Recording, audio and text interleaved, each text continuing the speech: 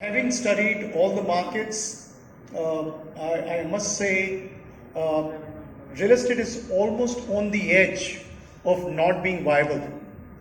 And I say that with a lot of clarity.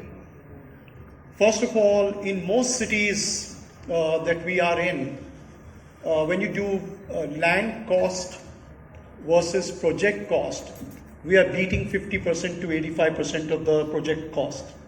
So in Mumbai, sir, we are paying 85 to 90%.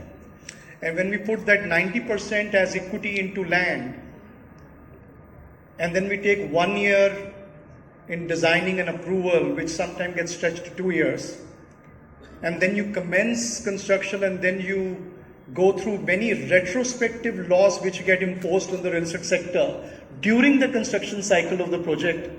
I'll give you an example so you don't assume that I'm making some false accusations and assumptions.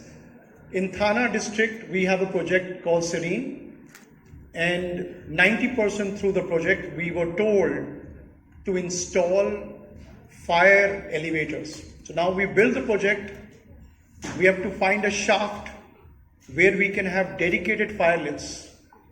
The cost was only 5 crore rupees as incremental, which obviously we could not pass on to the customer because they are already protected under RERA and the cost cannot be transferred. Not to mention the impact of idle charges that we paid to the COVID workers and construction workers and their medical expenses, etc. Not to mention every bank in the country got paid their interest on the loans that they gave us for construction finance and the NBFC. So when you put this together, the challenges are huge. Beside this, the cost of marketing and sales, thanks to the AI that we are now using in marketing and selling residential projects, which includes Google, Facebook, digital penetration, and therefore leading to generation, which have to be then monetized through aggressive sale and campaign. There are a lot of NRIs who remit close to $80 billion to this country, so they're very keen to participate. We actually give them 5 or 6% brokerage internationally. So the cost hover around 7 to 10% just in the marketing costs. So cost of debt, 8.5% currently to a AAA, grade A, tier 1 developer, to probably not so lucky tier 3 developer, 14 to 18%. So how do you sustain real estate with such high cost of capital? See the regulatory environment. This country has been very progressive, and I think from Prime Minister's office to many ministries, there have been tremendous reforms, and that is what has enabled reputed sovereign funds from across the world to come into the country to invest. So in a way, a very, very ideal investment climate. But at the same time, for some reason, the government has not held government departments accountable for non-performance. So Right to Services Act remains in many states, but no developer would dare file a suit against a municipal corporation or a town and country planning department for non-performance at their end.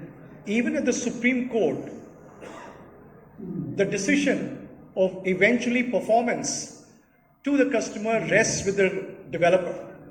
So if there is a force majeure or if there is a non-performance of approval, the onus of performance is still rests with the developer. So it's a very extreme, biased, environment which the developer community is trying to fight and keep this project viable. So my request would be that we should apply some mind how to control inflation, how to bring the cost of capital in more like 5 or 6% range, because unless you do that, your cost of input, cost of capital will just not make these real estate projects viable. And every 10 years or 6 years, we'll go through a cyclical change of NCLT and non-performing assets that will have to rechurn and recycle in the industry. So with that, I would put myself to rest. Thank you very much for your time and attention. ये function organise किया है जिसमें finance करने वालों को और developers को साथ ला के साथ बिठा के और उनकी समस्याओं को किस तरह से सॉल्व किया जा सकता है। रियल एस्टेट एक बहुत महत्वपूर्ण इंडस्ट्री है। रोटी, कपड़ा और मकान भी उतना ही इम्पोर्टेंट है पूरे हर परिवार के लिए जितना रोटी और कपड़ा है। और मकान को बनाने के लिए, मकान के लिए फाइनेंसिंग चाहिए, कंज्यूमर को भी चाहिए और साथ साथ में जो डेवलपर है जो बनाता है उसको भी चाहिए।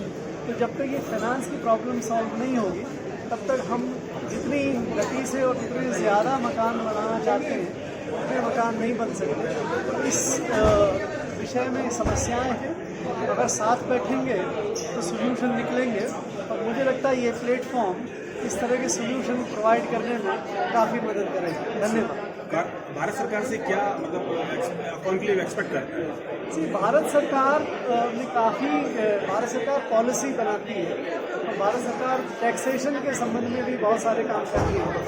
तो ये इंडस्ट्री पॉलिसीज़ में, प्रोग्राम में और टैक्सेशन में बहुत सारे विषय हैं जिन पर डिस्कस करके सोल्यूशन निकाल सकते हैं। फॉर एग्जाम्पल ये दोनों urban prime minister housing scheme में और rural prime minister housing scheme में करोड़ों मकान बनाए जा रहे हैं, जिनको सरकार फाइनेंस करती है असिस्टेंस। उसी तरह से सरकार टैक्सेशन बेनिफिट में और रेसिडेंशियल और कमर्शियल में आसानी से हो सकता है, नहीं हो सकता।